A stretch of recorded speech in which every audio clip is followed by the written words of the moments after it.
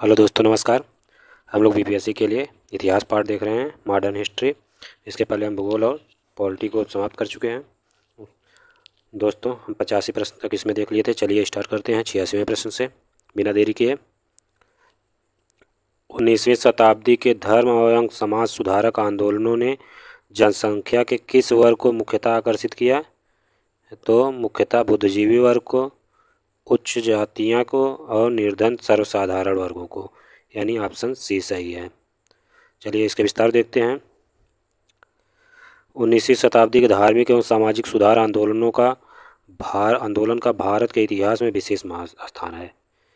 इसने जहां एक और धार्मिक एवं सामाजिक सुधारों का आह्वान किया, वहीं दूसरी ओर इसने भारत के अतीत को उजागर कर भारतवासियों के मन में आत्मसम्मान और आत्मगौरव की भावना जगाने की कोशिश की। इसने बुद्धिजीवी, उच्च व जातीय, नगरीय उच्च जातियों एवं निर्धन सर्वसाधारण वर्ग को अपनी ओर आकर्षित किया। भारतीय पुनर्जागरण का आंदोलन का पिता किसे कहते हैं? तो राजा राम मोहन राय को। राजा राम मोहन राय को भारतीय पुनर्जागरण का पिता कहते हैं। राजा राम मोहन राय को भारतीय पुनर्जागरण का पिता कहते हैं। भारतीय राष्ट्रवाद का पैगंबर, अतीत और भविष्य के मध्य सेतु, भारत राष्ट्रीय राष्ट्रवाद का जनक, आधुनिक भारत का पिता, प्रथम आधुनिक पुरुष या युगदूत भी कहा जाता है इन्हें। निम्नलिखित में से कौन आत्मीय सभा के संस्थापक थे? तो आत्मीय सभा के संस्थापक राजा राम मोहन राय थे। हिंदू धर्म के एकेश्वरवाद मत का प्रचार करने के लिए 1815 ईस्वी में राजा राम मोहन राय ने अपने युवा समर्थकों के सहयोग से आत्मीय सभा की स्थापना की। उन्होंने मूर्ति पूजा की आलोचना की और सप्रमाण या विचार व्यक्त किया कि हिंदुओं के सभी प्राचीन मौलिक धर्म ग्रंथों में ने एक ब्रह्म का उपदेश दिया है। इसके समर्थन में उन्होंने वेदों और 5 मुख्य उपनिषदों का बांग्ला भाषा में अनुवाद किया। ब्रह्म समाज की स्थापना हुई थी, किस वर्ष में हुई थी? तो ब्रह्म समाज की स्थापना 1928 में हुई थी। इसमें एक भी ऑप्शन सही नहीं है। राजा राम मोहन राय ने 20 अगस्त 1928 को ब्रह्म सभा नाम से एक समाज की स्थापना की थी, जिसे आगे चलकर ब्रह्म समाज नाम दिया गया। इस समाज ने मूर्ति पूजा का विरोध किया और एक ब्रह्म पूजा का उपदेश दिया। यह ऐसे लोगों की जमात थी जो ईश्वर की एकता में विश्वास करते थे और मूर्ति पूजा से अलग रहते थे। इस नवीन धर्म में असामाजिक रीति रिवाजों एवं धार्मिक कर्मकांडों के लिए कोई स्थान नहीं था। ब्रह्म समाज ने रंग, वर्ण या मत पर विचार किए बिना मानव मात्र के प्रति प्रेम तथा जीवन की उच्चतम विधि के रूप में मानवता की सेवा पर बल दिया। अगले प्रश्न चलते हैं। राजा राम मोहन राय द्वारा ब्रह्म समाज की स्थापना किस समय की गई थी? तो 1928 में की गई थी। सती को गैर कानूनी किसने घोषित किया? तो सती को गैर कानूनी विलियम बेंटिंक ने राजा राम मोहन राय की सहायता से किया। चलिए इसके विस्तार देते हैं।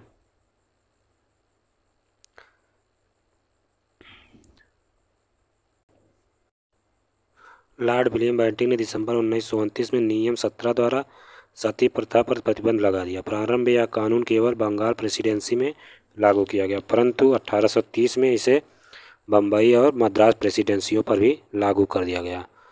प्रार्थना समाज के संस्थापक कौन थे? प्रार्थना समाज के संस्थापक आत्माराम पांडुरंग थे।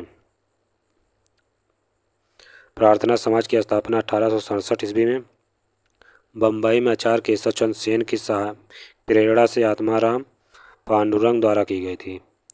महादेव गोविंद रानाडे इस संस्था से 1869 ईस्वी में जुड़े। इस संस्था का प्रमुख उद्देश्य जाति प्रथा का विरोध, स्त्री पुरुष की विवाह की आयु में वृद्धि, विधवा पुनर्विवाह, स्त्री शिक्षा को प्रोत्साहन देना था। रानाडे का सामाजिक सुधार आंदोलन 19वीं शताब्दी के अंत तक सफलतापूर्वक जारी रहा।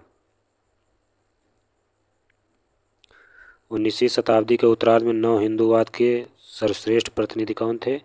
तो नव हिंदूवाद के सर्वश्रेष्ठ प्रतिनिधि स्वामी विवेकानंद थे। स्वामी विवेकानंद ने 1897 में रामकृष्ण मिशन की स्थापना की थी। किस 1897 में उन्होंने संन्यास धारण करके धार्मिक ग्रंथों का विशद अध्ययन किया। अपने गुरु की शिक्षाओं की व्याख्या को साकार करने का श्रेय स्वामी विवेकानंद को है। उन्होंने इस शिक्षा का साधारण भाषा में वर्णन किया। स्वामी विवेकानंद एक नवीन हिंदू धर्म के प्रचार के रूप में उभरे। 1893 में शिकागो गए, जहां उन्होंने पार्लियामेंट ऑफ रिलीजन में अपना सुप्रसिद्ध भाषण दिया।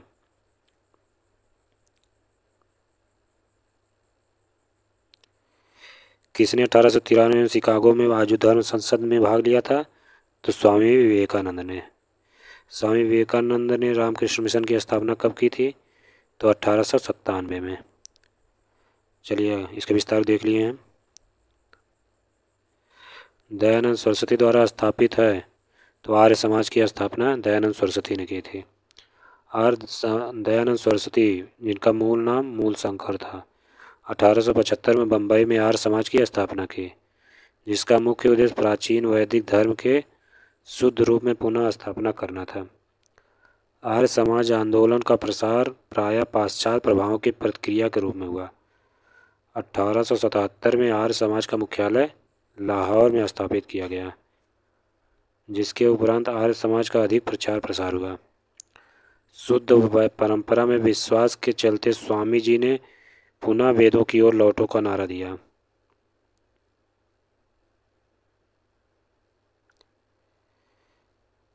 किसने 1873 में सत्यशोधक समाज की स्थापना की थी? तो ज्योतिबा फूले ने 1873 में सत्यशोधक समाज की स्थापना की थी।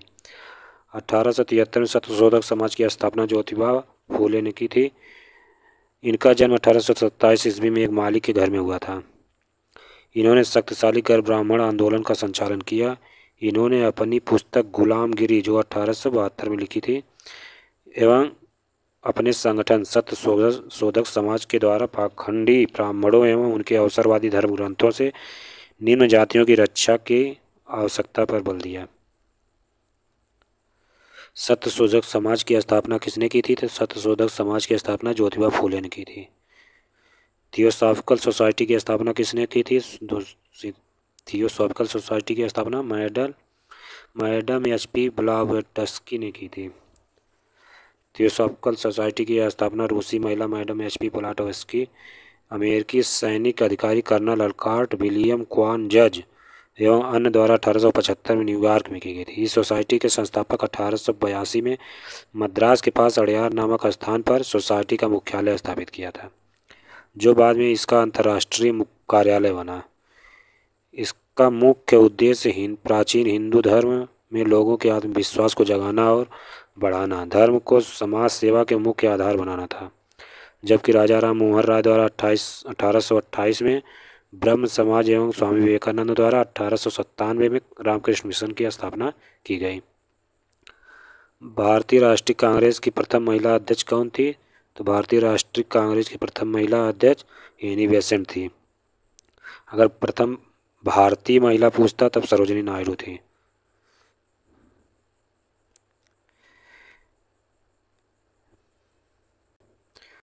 एनी बेसेंट आंग्ल आयरलैंड से थी।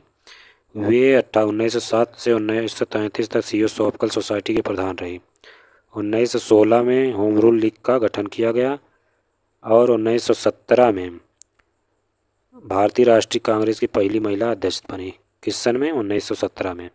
1925 में कानपुर अधिवेशन में भारतीय राष्ट्रीय कांग्रेस के 40वें अधिवेशन में सरोजिनी नायडू कांग्रेस की प्रथम भारतीय महिला अध्यक्ष और दूसरी महिला अध्यक्ष थी। भारतीय राष्ट्रीय कांग्रेस की प्रथम महिला अध्यक्ष कौन थी? तो एनी बेसेंट थी। भारत में नारी आंदोलन इनकी प्रेरणा से आरंभ हुआ। किसकी प्रेरणा से? ज्योतिबा फूले की प्रेरणा से। प्रश्नगत विकल्पों में भारत में नारी आंदोलन ज्योतिबा फूले की प्रेरणा से आरंभ हुआ। ज्योतिबा फूले मानते थे कि महिलाओं एवं दलितों का उत्थान करके ही सामाजिक बुराइयों को दूर किया जा सकता है। 1848 में इन्होंने लड़कियों के लिए एक स्कूल खोला। यह लड़कियों के लिए भारत का प्रथम स्कूल था। आधुनिक भारत में महिला आंदोलन की प्रेरणा स्रोत रमाबाई रनाडे रही। महादेव गोविंद रनाडे की पत्नी श्रीमती रमाबाई ने सेवा सदन नामक संगठन की स्थापना की थी। यदि विकल्प ए में रमाबाई नाम होता तो उत्तर वही सही होता, यानी रमाबाई सबसे पहले की थी। यही कारण है कि बिहार लोक सेवा आयोग अपने उत्तर को सही नहीं माना था, इसको हटा दिया था। प्रार्थना समाज, यंग इंडिया, लोकहितवादी, सत्यशोधक समाज, रहनुमाई मजदेवसन सभा के लिए निम्न विकल्पों में से कौन सही संयोजन है? तो गोपाल हरि देशमुख, आत्माराम पांडुरंग, ये नहीं सही है। आत्माराम पांडुरंग, मोहन चंद करमचंद गांधी, गोपाल हरि देशमुख, ज्योतिबा फूले, नौरोजी फुर्देजी, विकल्प भी सही है। विकल्प भी सही है। इसके विस्तार देते हैं। प्रार्थना समाज की स्थापना 1867 में बम्बई में आचार्य केशव चंद्र सेन की प्रेरणा से आत्माराम पांडुरंग द्वारा की गई। महात्मा गांधी द्वारा प्रारंभ किए गए समाचार पत्र थे इंडियन ओपिनियन, हरिजन, यंग इंडिया, नवजीवन। महाराष्ट्र के समाज सुधारक गोपाल हरि देशमुख लोकहितवादी के रूप में प्रख्यात थे। 1873 में सत्यशोधक समाज की स्थापना ज्योतिबा फूले ने की थी। 1891 में नौरोजी फुर्दोंजी ने अन्य पारसी सहयोगियों के साथ रहनुमाई मजदेवसन सभा की स्थापना की। दादा भाई नौरोजी जिसे कहते हैं। प्रथम पारसी अध्यक्ष भी यही थे 1986 में कांग्रेस के। नाई धोबी बंद सामाजिक बायकॉट का एक स्वरूप था जो 1919 में किसानों द्वारा प्रतापगढ़ जिले में चलाया गया था। नाई धोबी बंद सामाजिक बायकॉट 1919 में अंतिम दिनों में किसानों का संगठित विद्रोह खुलकर सामने आया। प्रतापगढ़ जिले के एक जागीर में नाई धोबी बंद सामाजिक बहिष्कार संगठित कार्रवाई की पहली घटना थी। झिंगुरू सिंह दुर्गपाल ने इसमें महत्वपूर्ण भूमिका निभाई, लेकिन जल्दी ही आंदोलन में एक नया चेहरा उभरा, बाबा रामचंद्र, जिन्होंने आंदोलन की बागडोर ही नहीं संभाली अपितु उसे मजबूत एवं जुझारू बनाया। बाबा रामचंद्र महाराष्ट्र के ब्राह्मण परिवार के थे। 1920 के मध्य वे एक किसान नेता के रूप में उभरे। उन्होंने अवध के किसानों को संगठित करना शुरू किया। उनमें संगठन की अद्भुत क्षमता थी। पंजाब भूमि हस्तांतरण अधिनियम कब पारित किया गया? तो यह 1990 में पारित हुआ। पंजाब भूमि हस्तांतरण अधिनियम 1900 में पारित हुआ। 1900 में।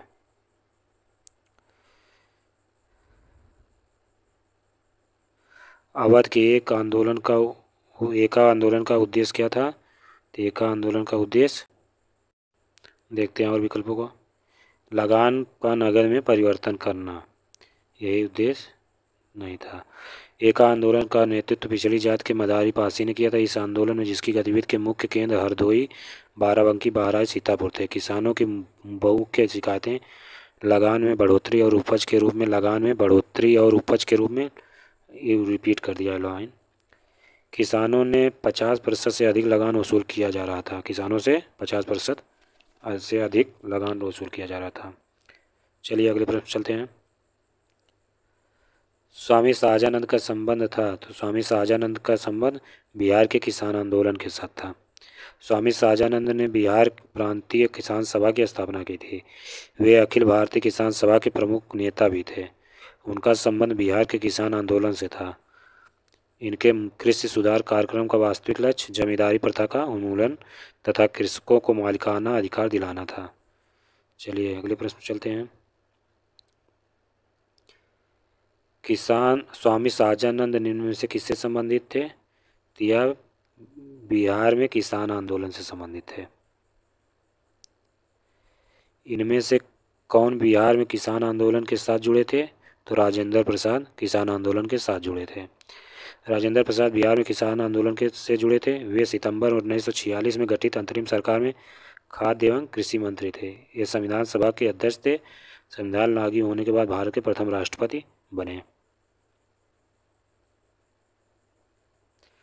सुरक्षा प्रकोष्ठ की नीति संबंधित है, तो यह वारेन हेस्टिंग्स से है।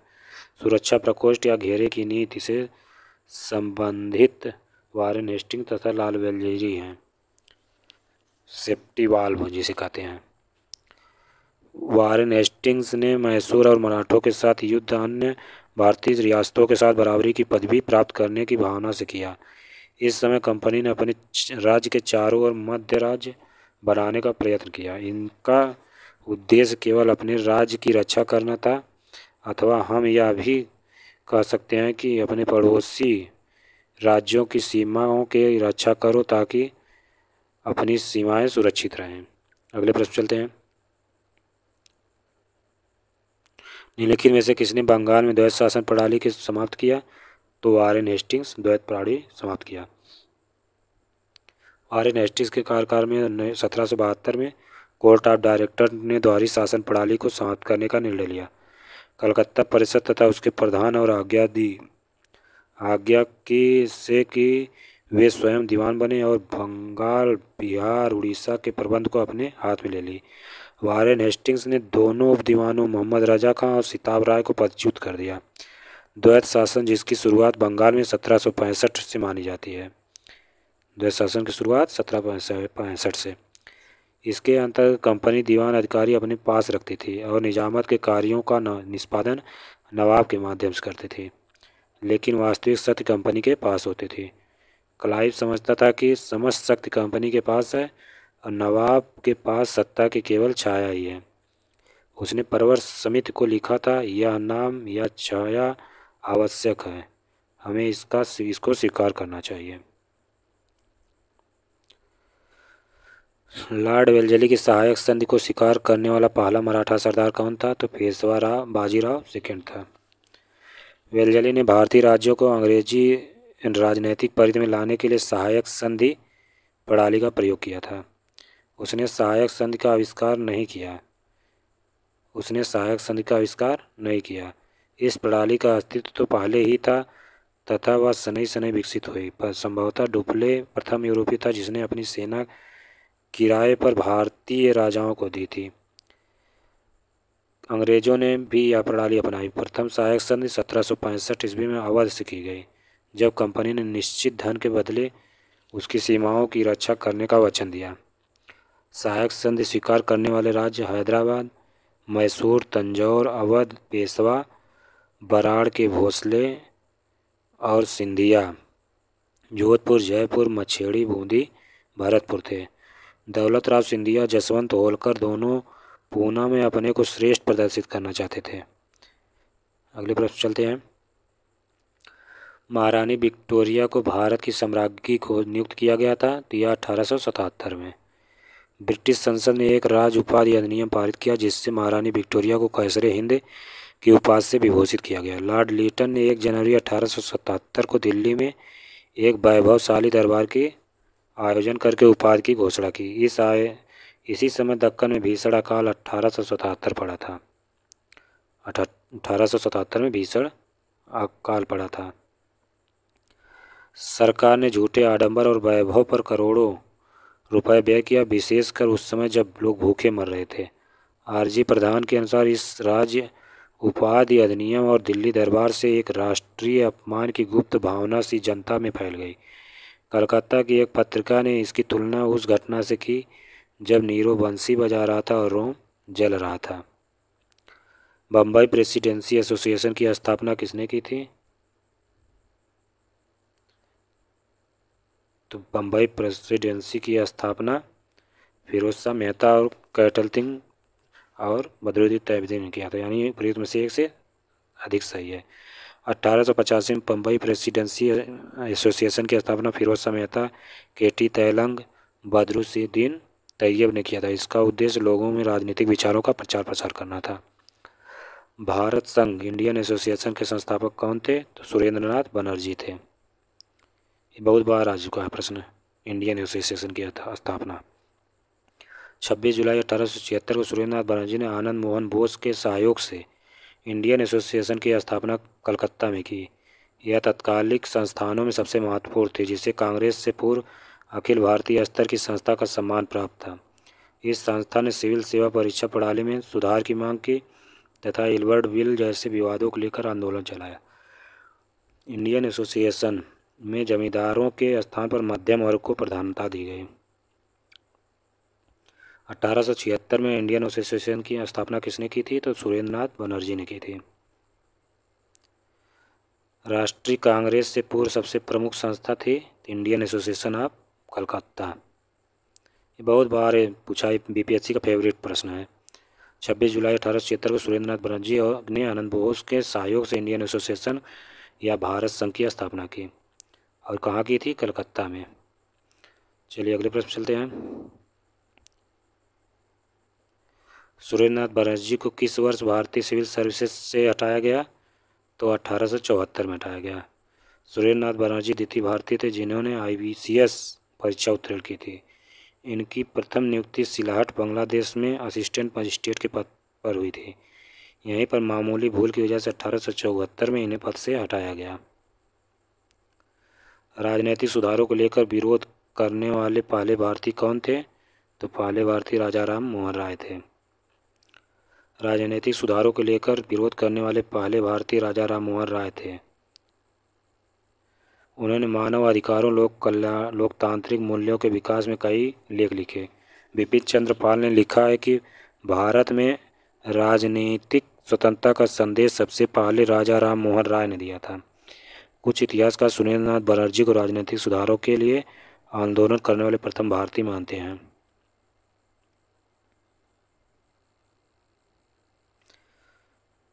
मद्रास महाजन सभा की स्थापना किसने की थी? तो कब की गई थी? सन पूछ रहा है।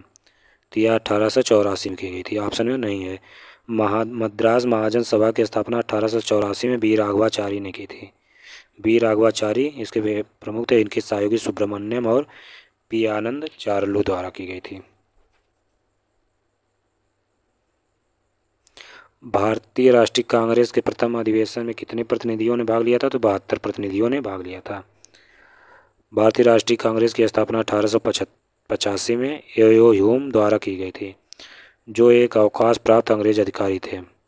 इनका पहला अधिवेशन 1885 में 28 दिसंबर को मुंबई स्थित गोकुलदास तेजपाल संस्कृत विद्यालय में आयोजित किया गया। कहाँ पर? गोकुलदास तेजपाल संस्कृत विद्यालय। इसमें कुल 72 प्रतिनिधियों ने भाग लिया। भारतीय राष्ट्रीय कांग्रेस के पहले अधिवेशन की अध्यक्षता बेमेश चंद्र बनर्जी यानी WC बनर्जी ने की। इसके प्रथम महासचिव स्वयं यो ह्यूम थे। भारतीय राष्ट्रीय कांग्रेस की स्थापना किस वर्ष की गई थी? तो 1885 में की गई थी। इसका विस्तार देख लिए। अगले प्रश्न पे चलते हैं। दोस्तों, ज़्यादा समय देने से फायदा है कि प्रश्न ज़्यादा देख लिया जाए। भारतीय राष्ट्रीय कांग्रेस की स्थापना की थी तो किसने की थी? यो ह्यूम ने की थी। अगले प्रश्न चलते हैं। भारतीय राष्ट्रीय कांग्रेस के संस्थापक कौन थे? तो यो ह्यूम, ऑक्टेवियन ह्यूम। भारतीय राष्ट्रीय कांग्रेस के संस्थापक कौन थे? यह एक असैनिक सेवक थे। भारतीय राष्ट्रीय कांग्रेस का प्रथम अधिवेशन कहाँ हुआ था? तो बम्बई में हुआ था, गोकुलदास के तेजपाल संस्कृत विद्यालय में। भारतीय राष्ट्रीय कांग्रेस के दूसरे अधिवेशन की अध्यक्षता किसने की थी? तो दादा भाई नौरोजी ने। यह प्रथम पारसी थे। यह प्रथम पारसी इसके अध्यक्ष बनने वाले थे। कांग्रेस का दूसरा अधिवेशन 1886 में कलकत्ता में हुआ। इसकी अध्यक्षता दादा भाई नौरोजी ने की। इसी अधिवेशन में इंडियन एसोसिएशन तथा भारतीय राष्ट्रीय कांग्रेस का विलय हुआ। ये भी पूछता है इंडियन एसोसिएशन और भारतीय राष्ट्रीय कांग्रेस का विलय किसकी अध्यक्षता में हुआ? तो दादा भाई नौरोजी की अध्यक्षता में। इसके अतिरिक्त दादा भाई नौरोजी ने 1893 में लाहौर अधिवेशन, 1906 में कलकत्ता अधिवेशन में अध्यक्षता की थी। दादा भाई नौरोजी कुल 3 बार अध्यक्ष बने थे, 1886, 1893 और 1906 में। महात्मा गांधी ने भारतीय राष्ट्रीय कांग्रेस के किस अधिवेशन की अध्यक्षता की थी? तो 1924 बेलगांव अधिवेशन की।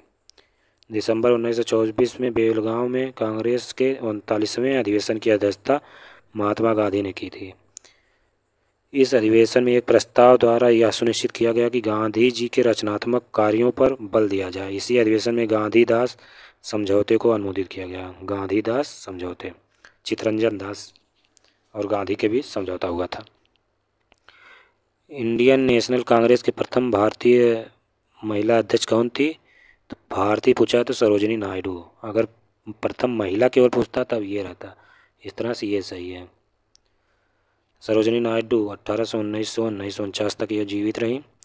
प्रख्यात कवित्री और राष्ट्रवादी नेत्री थी। 1925 में कांग्रेस अधिवेशन में भारतीय राष्ट्रीय कांग्रेस के अध्यक्ष थी। भारतीय राष्ट्रीय कांग्रेस का 27वां अधिवेशन किस स्थान पर हुआ था? तो बांकीपुर में हुआ था। भारतीय राष्ट्रीय कांग्रेस का 27वां अधिवेशन 1912 में बांकीपुर बिहार में हुआ था। इस अधिवेशन की अध्यक्षता आर्यन मुधोलकर ने की थी। इसी अधिवेशन में येओ ह्यूम को कांग्रेस का पिता कहा गया।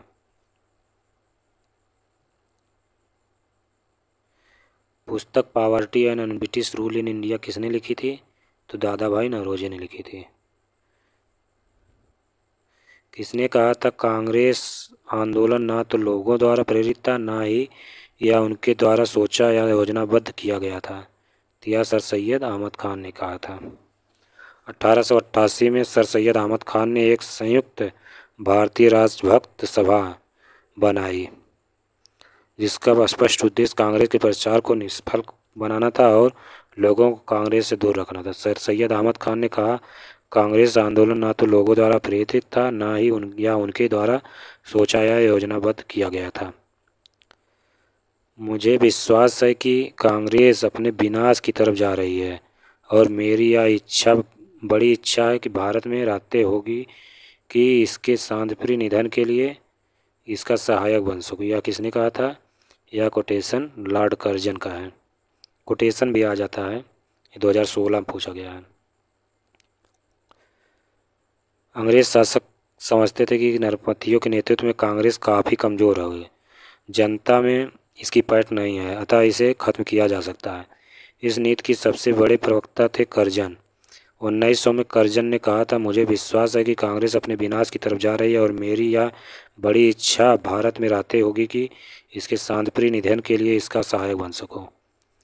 1903 में उन्होंने मद्रास के गवर्नर को लिखा जब से मैं भारत आया हूँ मेरी नीति यही रही किसी तरह कांग्रेस को नपुंसक बना दूं। कर्जन ने कांग्रेस अध्यक्ष के नेतृत्व में प्रतिनिधिमंडल से मिलने से इनकार कर दिया था।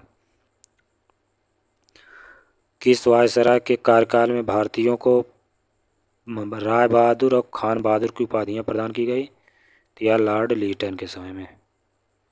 लॉर्ड लीटन के कार्यकाल में भारतीयों को राय बहादुर और खान बहादुर की उपाधियां प्रदान की गई। वर्नाकुलर प्रेस एक्ट 1878 में लॉर्ड लीटन के कार्यकाल में पारित किया गया। अधिकतर नरमपंथी नेता थे शहरी क्षेत्रों के। इसके विस्तार को क्या पढ़ने की जरूरत है? अगले पे चलते हैं। निम्न में से कौन उग्रपंथी नहीं था? तो गोपाल कृष्ण गोखले उग्रपंथी नहीं थे। उग्रपंथियों में लाल बाल पाल, मदन लाल ढींगरा, उधम सिंह का नाम आता है। गोपाल कृष्ण गोखले उदारवादी खेमे से संबद्ध थे। वह समभाव और मृदु न्यायप्रिय में विश्वास करते थे। उन्हें पूर्ण विश्वास था कि देश का पुनरुद्धार उत्तेजना के बवंडरों से नहीं हो सकता। वे साधन और साध्य दोनों की पवित्रता में विश्वास करते थे।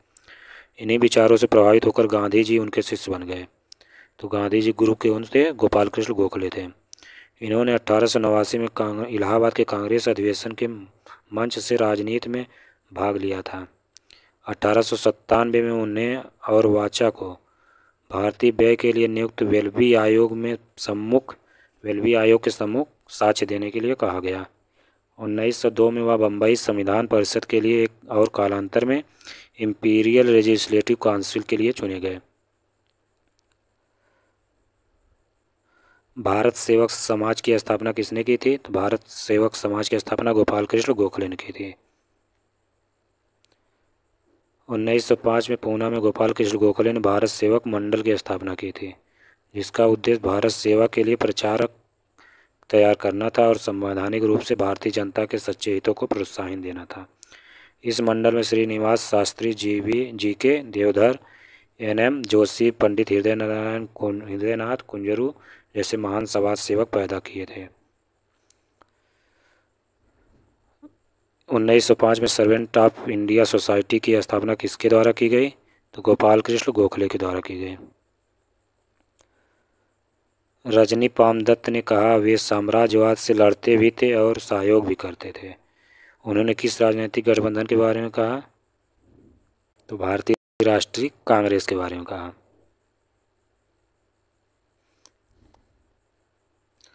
रजनी पाम दत्त ने यह कथन भारतीय राष्ट्रीय कांग्रेस के बारे में कहा था। कांग्रेस कई अवसरों पर अंग्रेजी हुकूमत के साथ सहयोग भी करती थी, जैसे प्रथम विश्व युद्ध में भारतीय सहयोग हो या गांधी इरविन वार्ता हो। इसके अतिरिक्त भारतीय राष्ट्रीय कांग्रेस ने साम्राज्यवाद का विरोध करते हुए अंग्रेजों से आज़ादी की लड़ाई लड़ते हुए देश को स्वतंत्र भी कराया। 140वां प्रश्न है, भारतीय राष्ट्रीय आंदोलन गर्मपंथियों के प्रभावाधीन आया। तो यह कब आया? तो 1906 के बाद। 1906 के बाद भारतीय राजनीति में कांग्रेस के भीतर गर्म दल का प्रभाव बढ़ा। गर्म दल का नेतृत्व प्रमुख कांग्रेसी नेताओं बाल गंगाधर तिलक, लाला लाजपत राय, बिपिन चंद्र पाल तथा अरविंद घोष ने मिलकर किया। इन नेताओं ने स्वराज को अपना लक्ष्य बनाया। तिलक ने नारा दिया, स्वराज मेरा जन्मसिद्ध अधिकार है, मैं इसे लेकर रहूँगा। दोस्तों 140 तक रहने देते हैं, वीडियो लंबी हो जाएगी। अगर हम स्लो पढ़ाए हैं दोस्तों, वीडियो को स्पीड करके पढ़ लीजिएगा। वीडियो को लाइक सब्सक्राइब करें दोस्तों। जय हिंद।